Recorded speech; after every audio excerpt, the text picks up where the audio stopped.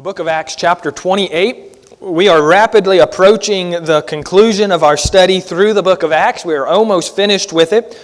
We'll preach this morning on the first half of Acts 28, and then Lord willing, next week we're going to preach on the end of Acts 28, and we'll be finished. That'll be all of the book of Acts. We'll say goodbye to the Apostle Paul as far as a series goes for a little while. But today we come to Acts 28, and the narrative we left off last week with the Apostle Paul on a boat that was sure to be destroyed. They was in the middle of this intense hurricane, this intense storm on the sea. They had endured this storm for over 2 weeks of time. They had been on this boat, tossed around on the sea. And it was the worst storm that you could imagine, an unimaginable storm. And now it has come to the point where the boat is going to surely be destroyed. There's no way they come out of this storm with a boat any longer. In fact, look at the end of chapter 27. And I don't know if we read this last week or not, but I want us to read let's start in verse number 40, and let's read through the end of the chapter 27 to get ourselves in the context, and then we'll move into chapter 28. In verse number 40 of chapter 27, the narrative says, "And when they had taken up anchors, they committed themselves unto the sea, and loosed the rudder bands, and hoist up the main sail to wind, and made toward shore. And falling into a place where two seas met, they ran the ship aground, and the forepart stuck fast, and remained unmovable, but the hinder part was broken with the violence of the waves. And the soldiers' counsel was to kill the prisoners," that would include Paul, "lest any of them should swim out and escape. But the centurion, willing to save Paul, kept them from their purpose, and commanded that they which could swim should cast themselves first into the sea and get to land, and the rest, some on boards and some on broken pieces of the ship. And so it came to pass that they escaped all safe to land. All 276 passengers on board this large vessel, this Egyptian grain boat that was sailing. All of the passengers make it, but the boat does not make it. The boat is shattered. The boat is destroyed. Can you see the situation? Paul and 275 other people floating up onto this beach. The island is Malta. We'll see that in a moment in chapter 28. But here they come. It's pouring rain still. The storm has not stopped. The wind is still blowing. It's November on the island of Malta, and so it's very cold. The water is very cold. It's winter time. The winds are blowing. The rain is coming down. And here come these people floating up out of the sea, some on board, some on broken pieces of the ship. And they have been at sea for 2 weeks' time in this storm. Can you imagine how exhausted this group of people must be? Can you imagine how tired they are? Surely there has been much seasickness over the last couple of weeks. And now they finally get to put their feet on ground again, but they are whipped, Paul included. I mean, they have really been through it. They have been through an intense storm. It has been an unforgettable event. And it is only by a miracle of God's hand that they even survived. God told Paul that no hurt would come on them. If God had not stepped in, surely they would have perished. But by a miracle, God spares them and they land on the shore. They're tired, they're cold, and exhausted. They've survived the sea. They've survived the storm. And now they've survived the shipwreck. And you would think that things are going to let up a little bit now, right? Surely now that they have their feet on dry land, surely now things will get a little bit better. They'll get some reprieve. But as we're getting ready to read in chapter 28, the trials and the pain continue. What's fascinating to me in chapter 28, though, as we read this, and I hope I can bring your mind to it as we look at this text, is that though Paul is as exhausted and tired and perhaps even sick as anybody else, we don't find Paul sitting by himself moaning and groaning. We don't find Paul playing the victim. We don't find Paul sitting by idle. We don't find Paul complaining to the other prisoners and trying to cause a riot. Paul was a natural leader on the boat. Even the centurion himself and the captain of the boat have had conversations with Paul about how they ought to proceed. They didn't always do what Paul said, but they asked his opinion. They took his counsel to heart. Paul was a leader. Paul could have easily turned to these people and persuaded many of them to turn on the centurion. But Paul's not doing anything. He's not playing the victim. He's not moaning. He's not groaning. He's not whining. He's not complaining. What I find, as we're getting ready to see in chapter 28, is that the Apostle Paul is busy serving. Here's what Paul is doing, and this is what I want to talk to us about this morning. Paul is helping hurting people. I want us to look at this text this morning, and I want to draw out several, 4 or 5, practical applications on how you and I can help hurting people. Let me ask you a question this morning. I want you to raise your hand. I want you to respond. How many of you right now, maybe they're here, maybe they're not, but right now you have a name in your mind of someone who is going through some intense trial, and you wish you could do something to help? How many of you that relates to you? Okay, let's continue that question, and let's take it just a little bit farther. How many of us have said at some point in our life, I wish I could do something, but I don't know what to do? I wish I could help them somehow. I just don't know how. This morning, I want us to look at Paul. We understand the context. We understand the situation. These people are in a rough state. They're all tired. They're all exhausted. But I want us to look at Paul. Well, most of these principles, Paul is the one performing them. The first one, though, is actually done to Paul. And I'll clarify when we read it in just a moment. But I want us to look at these several principles on how you and I can help hurting people. Very, very practical. Get your notebook out. Take some notes. And I want to help us this morning so that when we leave today, we can go help others who are feeling hurt and experiencing pain and going through trials of life. Let's look, first of all, chapter 28. I'm going to read, I'll just read a few verses to get us started, and then we'll go through more of the chapter as we go. Verse 1, and when they were escaped, then they knew that the island was called Melita or Malta. And the barbarous people showed us no little kindness, for they kindled a fire and received us, every one, because of the present rain. It's still raining. The storm is still here. The storm has not left, and because of the cold. And when Paul gathered a bundle of sticks and laid them on the fire, there came a viper out of the heat and fastened on his hand. That's interesting, and we're going to talk about that here when we get to it here in just a few minutes. And when the barbarians saw the venomous beast hang on his hand, they said among themselves, no doubt this man is a murderer, whom, though he hath escaped the sea, yet vengeance suffereth not to live. And he shook off the beast into the fire and felt no harm. Howbeit they looked when he should have swollen or even fallen down dead suddenly, but after they had looked a great while and saw no harm come to him, they changed their minds and said that he was a god. In the same quarters were possessions of the chief man of the island, whose name was Publius, who received us and lodged us 3 days courteously. And it came to pass that the father of Publius lay sick of a fever and of a bloody flukes, to whom Paul entered in and prayed and laid his hands on him and healed him. So when this was done, others also which had diseases in the island came and were healed. And we'll stop reading there. We may go a little farther. We may only make it to verse 9 this morning. We'll write down number 1, though, how to help hurting people. Number 1, be kind. Very simple. Be kind. Now, the rest of these principles that we will look at for helping others who are hurting are done by the Apostle Paul to others. But this first principle, we're going to actually learn from unbelievers. They are going to do it to Paul. Okay, look at verse 1 again. And when they were escaped, all of these 276 people who were on this boat, they were escaped. They knew that the island was called Malta. So they now know where they're at. And the barbarous people showed us no little kindness. Now, let's not be confused by the phrase barbarous people. Don't think murderers. Don't think cannibals. Don't think barbarians as we might think of them today. What we want to think about is the Greeks. Whenever they would come across a group of people who did not speak Greek, they referred to them as barbarians. The word literally just means a foreigner, a stranger, okay? So that's what we're thinking. We're not on a cannibalistic island. This was a well-known island. There were many people who came and went through this port and this place. So they're not in some deserted cannibalistic place out in the jungle. They're in a group of people, but these people, to the Greeks, are foreigners. They don't speak the Greek language. They're strangers. And it's important that we note they're unbelievers. They don't know Christ as their Savior.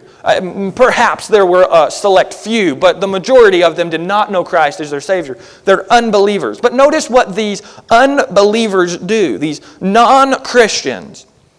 The barbarous people showed us no little kindness. That simply means they showed us much kindness. They were very kind. They were very kind. Many churches and Christians, I think, could learn a lesson from these unbelievers. In fact, let's take it a step farther. I think we could learn this lesson from the world right outside of our church walls. We wonder why hurting people avoid the church. Have you ever wondered why hurting people avoid the church? Could it be that they find more kindness and love out there than they do in here? Could it be that they get more kindness shown to them at a bar than they do when they come to church? And we wonder why. Why when people are hurting, why when people are going through trials, do they run to alcohol? Could it be that they find more companionship and more kindness in the unbelieving world than they do in the believing world?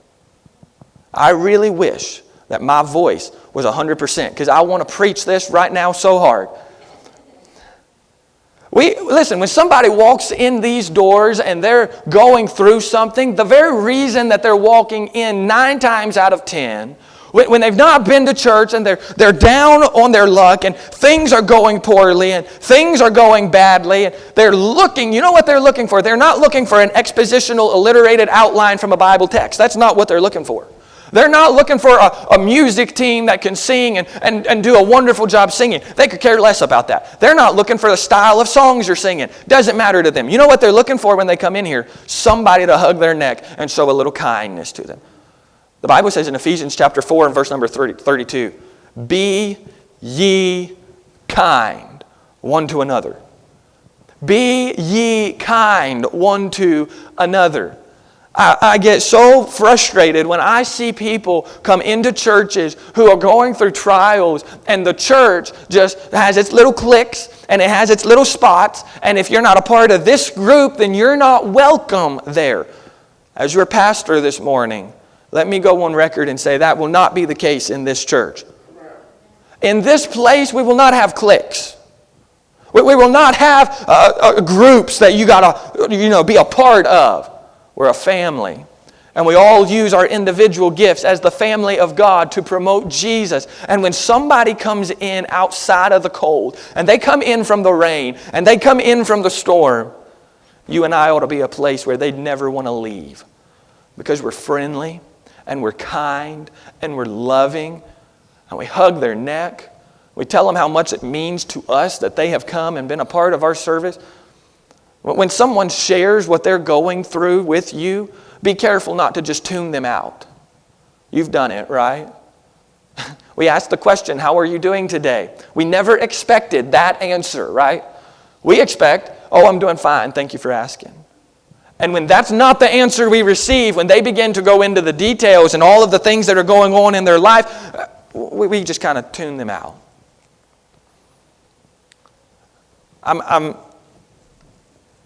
I'm burdened for our churches that we would be churches that are just simply kind. It's so simple. And yet how often do we drop the ball? And we come to church as Christians, we come into the church house and we sit in the pew and then we sit there and we sing the songs and we never even notice who's here and who's not here. Church has become so consumer driven. It's all about us. It's all about me. I got to go in the church and somebody better hug my neck. Well, why don't you try and find somebody else's neck to hug? Well, why don't you find somebody else to minister to, someone else to serve? A very simple application.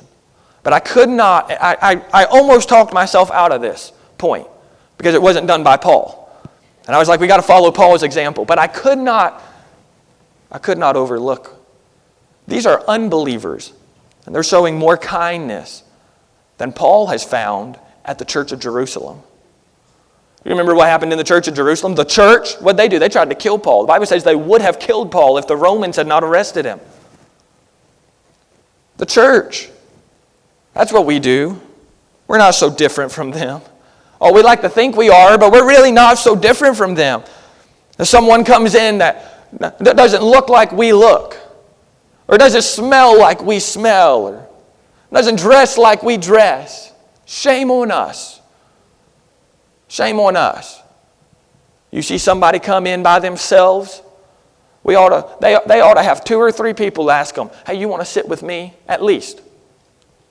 And if they say no, why don't you sit with them? It's okay for you to move seats. I know we're Baptist and you've got your spot. And so help God, so help that person that sits in your spot if you're not here on time, right? I get it. It is not going to hurt you to move seats and sit with somebody every once in a while. Oh, but they don't smell like they've showered in a while. Who cares? Show them some love. Be ye kind. It's important that the church is kind, because when that individual leaves the church and he goes wherever he's going to go after church, we don't like to think about church people going to the bar after church, but people who are hurting, people who are looking, people who are searching, that's exactly where they're going. They come here, and if they don't find love and kindness here, the next place they go, the devil's going to make sure they find it there. And they'll never come back. Be kind. Be kind. That's just an amen right there, okay? He's already started. Number 2, let's write this down. Number 1, be kind. Number 2, be serving. Be serving. Look at the text. Verse number 2. And the barbarious people showed us no little kindness, for they kindled a fire and received us every one because of the present rain and because of the cold. Verse number 3, the first part, something jumps out of the text. And when Paul had gathered a bundle of sticks and laid them on the fire. Paul, why are you gathering sticks? Right?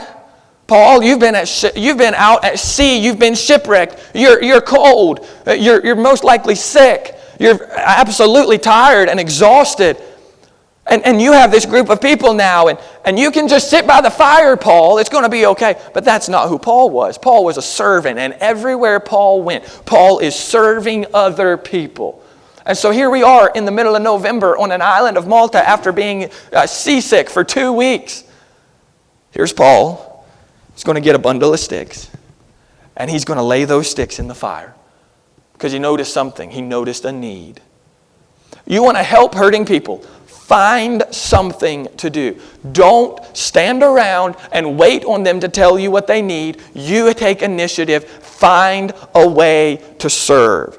I remember growing up with my dad. I would go and help my dad and work with my dad. And when I was just a little guy, my dad had already begun teaching me how to be a good second man, how to be a good helper. Here's what he would teach me to do. Just as a little bitty guy, he would say, John, you need to be thinking ahead. If I'm doing this now, you need to be thinking, okay, the next tool that he's going to need is, you need to have it in your hand ready.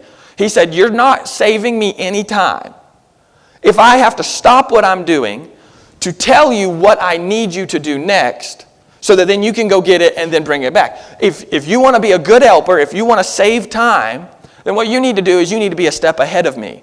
And what I'm working on here, when I say I need the hammer, it's here. Because the helper, the servant, has already went and got it. You're a step ahead. Okay, we do the same thing in life, don't we? We look at them and we say, oh, they're hurting, they're experiencing so much pain, oh, I wish I could do something.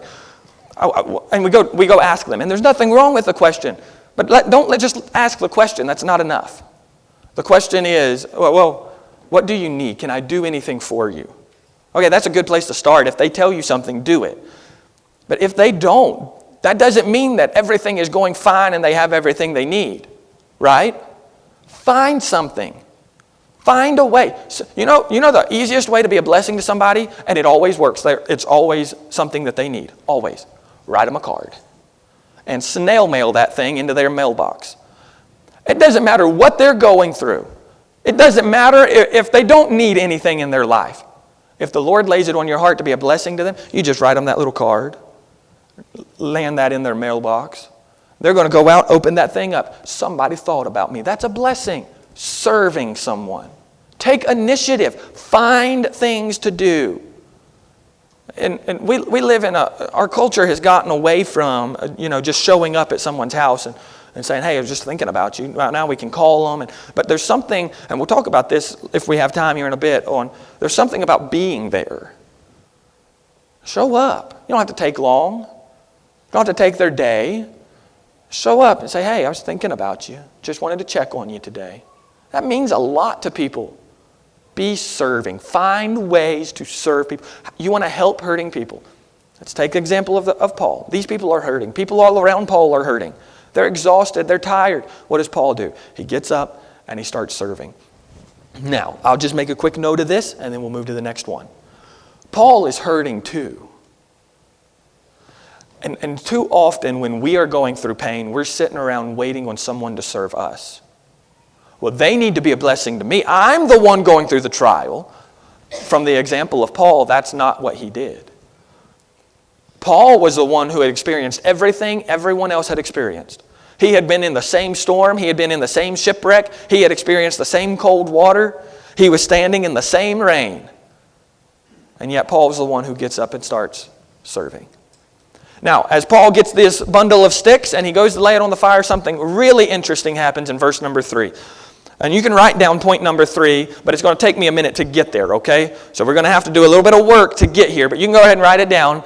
Be forgiving, number 3. Be forgiving. Now let's get there. Verse number 3, something really interesting happens. When Paul had gathered a bundle of sticks and laid them on the fire, there came a viper out of the heat and fastened on his hand. Now, this is unusual because, first of all, it's wintertime in November, and they're in the middle of a storm in the rain. And if you know anything about snakes, they're not supposed to be around in November, right? Now, this last November, I was deer hunting up on top of a ridge down here, off this road down here, and November was unusually hot last year for some reason, and the sun was beating down, and I was sweating, and the last thing I expected to see was a snake. So I thought I was going to sit down by this tree and get some shade, and so I put my gun down, and I go to sit down, and right underneath of my gun, between my gun and the tree, there he is, curled up right there, just looking at me, waiting on me to sit down right on top of him. I said, what are you doing out here in November? Go hide again, get away. When that sun comes out and it warms those snakes up, it doesn't matter what time of year it is, when they get under the heat, they come back to life. Now, in the wintertime, when it's cold, a snake, he'll go find him a spot. He'll find a hole or a stump or something, and he'll curl up and he'll hibernate. I mean, they're dead to the world. You can pick them up. You can throw them. They're frozen. They're stiff. For all intents and purposes, those things are dead when they're hibernating. But once that body warms up, they come back to life. Now, it's unusual that in the middle of a rainstorm in November in the wintertime, a snake jumps out and bites Paul. But it's not so unusual when you realize he's been laying by a bonfire.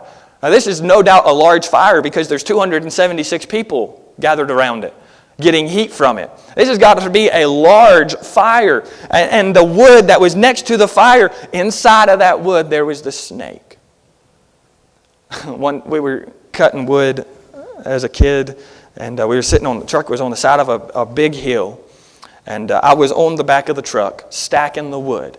And my dad and my brothers were cutting it and bringing it, and I was on the truck, and they would set it on the tailgate, and I'd pick up that piece of wood, stack it on the truck. Next piece of wood, stack it on the truck. And they'd keep bringing it, and I'd keep stacking it and keep stacking it and keep stacking it. They brought this piece of wood that was hollow on one end, and then it had a hole, a knot on the tree where a knot was, and a hole. And so the hole went in, and then it was hollow out the other end. And I didn't think nothing of it, bent down, grabbed that piece of wood, stacked that piece of wood, turned back around and got the next one. And when I turned back around, there was a large black snake sticking his head about that far up out of that hole where that knot was. And he was just sitting there looking at me. And so I just grabbed that piece of wood and just slung it down the hill. And it was the coolest thing I have ever seen in my life. That piece of wood went rolling down the hill, and that snake started stretching out of that hollow end. And he just kept on going, and he's flipping as that wood's going down the hill. He just keeps on a-coming and keeps on a-coming. I don't know how long that snake was. He eventually came on out, and we took care of him. We got rid of him. But they'll curl up, though. They find those little spots. I don't know why I told you that. It had nothing to do with the message. It was cool, though. It was the coolest thing I've ever seen. That snake just kept on going. They'll find these little spots in this wood, and perhaps that's what this snake had done. We don't know all the details. What we do know is that it was a miracle, and God was getting ready to show this group of people something very important. So Paul is stacking the wood, and perhaps because of the heat, perhaps it was just a miracle of God. God warmed him up. We don't know. But this snake comes out of the fire and grabs a hold of the Apostle Paul, and it hangs on him. He can't get it off. And everybody's looking around, watching, and they make, and this is what I want you to get, I want you to get this right here. The people watching, the unbelievers watching, make an accusation. In fact, it was a very sobering accusation against Paul. Look at what they say. Verse number 4, and when the barbarians saw the venomous beast hang on his hand, it didn't let go. It's hanging there. He's got this poisonous snake hanging to his hand. They said among themselves, no doubt this man is a murderer, whom though he hath escaped the sea, yet vengeance suffereth not to live. They are looking at Paul, who was just serving, who was just doing everything he could to help someone else, and now he's got this snake hanging off of his hand, and they, instead of trying to help, what do? They accuse. In the moment when Paul was hurting the worst, other people hurt him worse. How often do we do the same thing? Now, we're talking about helping hurting people this morning. But I want to shift just a little bit here for just a moment. I wonder if in your life you've ever been snake bit. Now, I don't want to allegorize this too much, but I think the application is here. It's probably not a literal snake. I'm just curious, has anyone in here ever been bit by a real snake? Okay, me neither. I'm not looking to either, okay? So no one's been bit by a real snake. But you have, and I think you'll understand where I'm going with this, you have been bit by snakes in life. It could be a situation, a storm. It could be finances. Something that you was not expecting just bites a hold of you and doesn't let go. And all of a sudden you're faced with something and you're thinking, I never saw this coming. I wasn't prepared for this. A loss of a loved one just out of nowhere hits you. And now you are experiencing pain because of a snake bite. Are you with me? And no doubt it was in that moment when somebody showed up and said, you know, I really didn't appreciate it when you, and they begin to accuse you and blame you, and you're sitting there thinking, you don't know what I'm going through right now. Would you just please love me a little bit? You've been there? The easy thing for us to do is get really bitter at that person. Get really bitter at that person. I can't believe they would do that. I was experiencing some pain. I had experienced loss. How could they say that to me? But remember number 3. Be forgiving. According to the text, Paul never even acknowledged it. Never acknowledged it.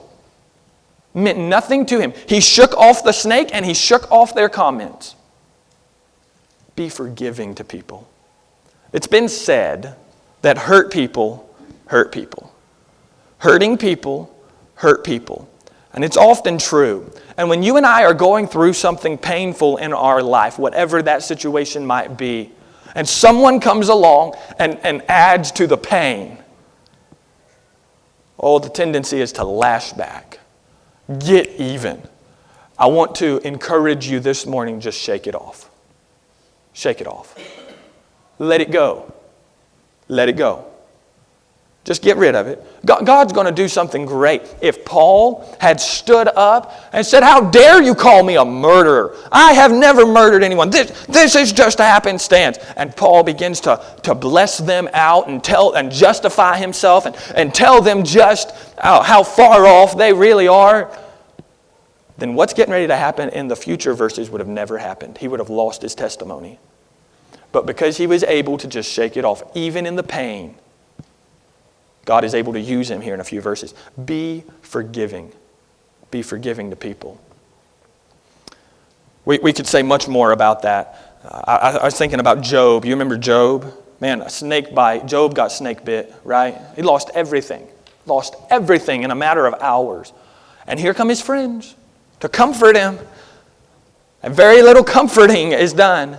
They begin to accuse Job. Job, how could you do this? And Job, you must have done that. And Job, this is your fault. And Job said, miserable comforters are you all. You people are terrible at this. But Job forgave. Be forgiving, okay? Let's move on. I want to give you one more maybe and we'll be done. I think I can fit 2 more in. I'll make them short ones, okay? Number 4, be present. Be present. I'll just mention this in verse 7 and 8 in the same quarters where possessions of the chief man of the island was whose name was Publius, who received us and lodged us 3 days courteously. So they're going to stay with this man. It came to pass that the father of Publius lay sick with a fever and of a bloody flukes. I want you to notice this next phrase, to whom Paul entered in. He entered in. Paul goes to see this guy, doesn't know him, doesn't know anybody here on the island. He's just met them in some unimaginable circumstances. But yet Paul, here he is serving again. He's going to go see this guy. He's going to be there. Be present.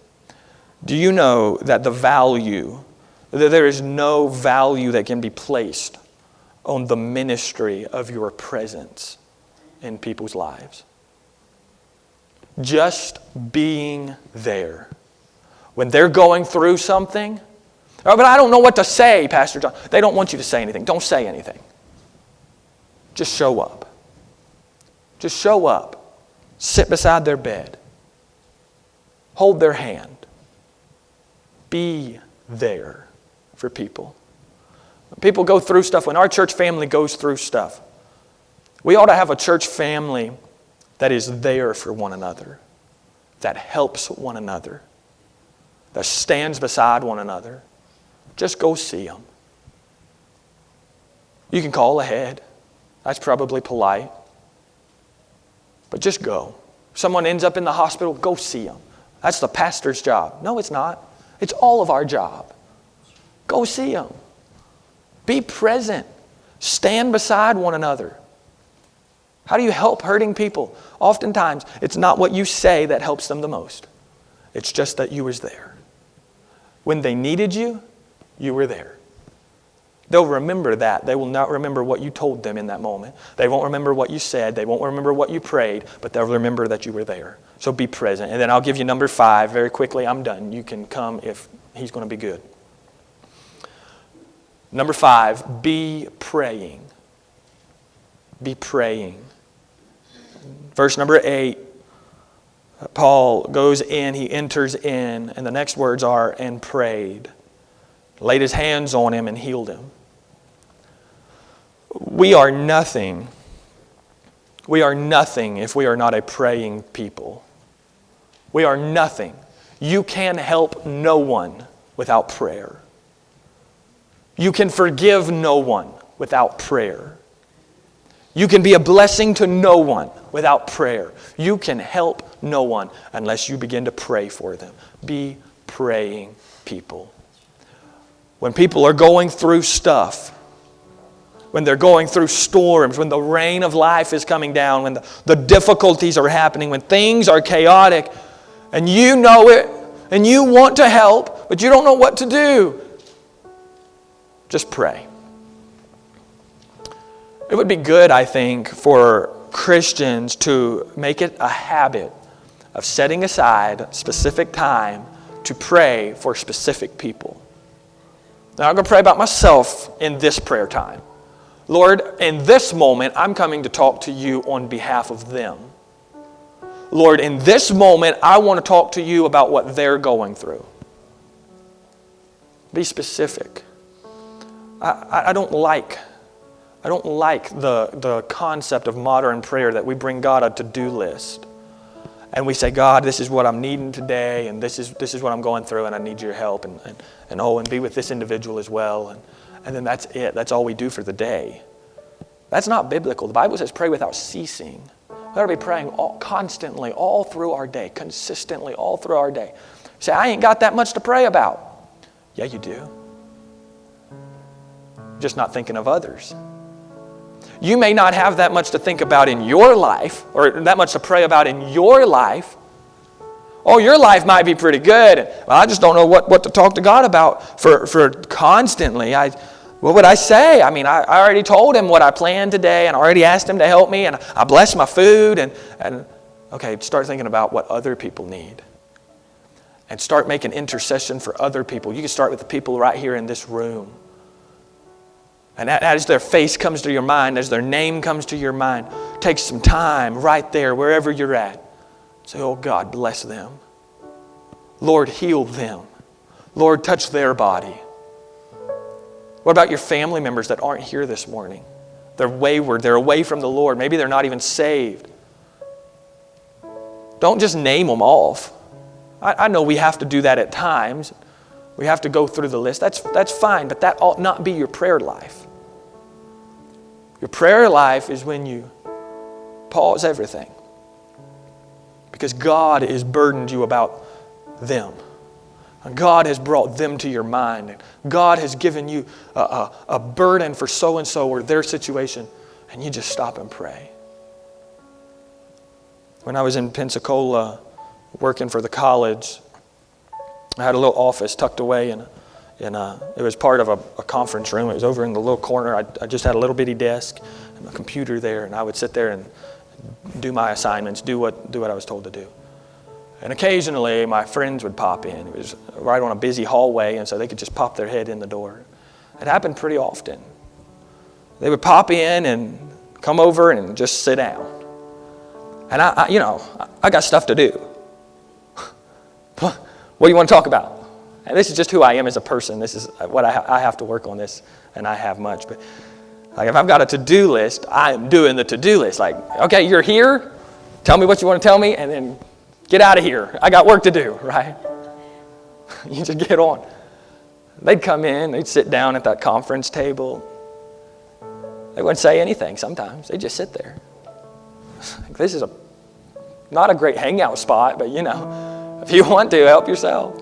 We had a little coffee maker in there. They'd make them coffee, get them a water, just make small talk. And at first it bothered me, but it didn't bother me long. I learned that friendships are invaluable. People are invaluable. I have a sign on my office downstairs right now, just a sticky note that I rewrite every couple months because it loses its stickiness. I have to rewrite it and put it back up. It just says 3 words. Invest in people. Invest in people. If they want to come in and talk, let them talk. If they need a hug, give them a hug.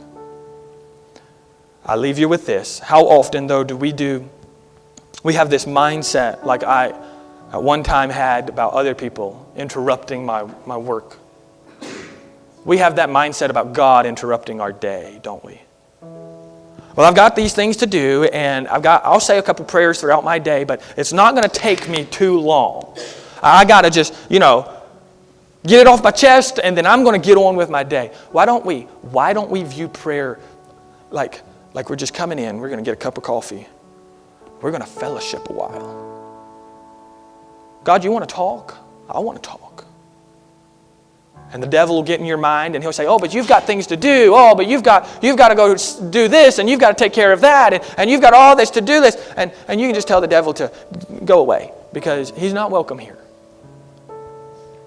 The greatest moments of my life are when I leave my phone and my computer where I cannot get to them. And I leave. And I just pray. I'll walk and just talk to the Lord. There's no distractions. I don't even know what time it is. And I really could care less. Because this is time to pray. You want to help people. You want to help hurting people. Find time to pray for them. No. Don't find time. You won't find it. Make time. Make time to pray for them. I don't know about you. I know this is a very practical message. But I know in my life many times, my heart is burdened for someone. I just don't know what to do for them. I think if we take these 5 things, And there's probably others in the passage that we could find as well. If we just take these 5 simple things, and we do our best to apply them, and we invest in people, I think that we can be a great blessing to others, a great blessing to the world. These barbarians needed Jesus. How'd they see Jesus? They saw him through Paul. So much so that they called Paul a god. I'm sure Paul sorted that out and discipled him through that. But what they saw was a miracle because somebody made a commitment that he was going to help hurting people. I wonder if there's someone on your mind right now. Every one of you almost raised your hand at the beginning of this message and said, I know somebody who is in a situation and I wish I could do something. Here's how we're going to close the service this morning. I'm going to ask you to pray for that person and that situation. We're going to make time right now before we go into the rest of our day, the rest of our weekend. We're going to make time right now. I want you to pray for that person. You can come and kneel down at an altar. You want somebody to pray with you, grab somebody. Ladies, grab a lady and have them come pray with you. Men, grab a guy. Come pray together. Couples can come pray together. But you know that individual, they need more than anything right now, they need you to be praying for them. So while she plays the piano for just a few moments, let's make time and let's pray.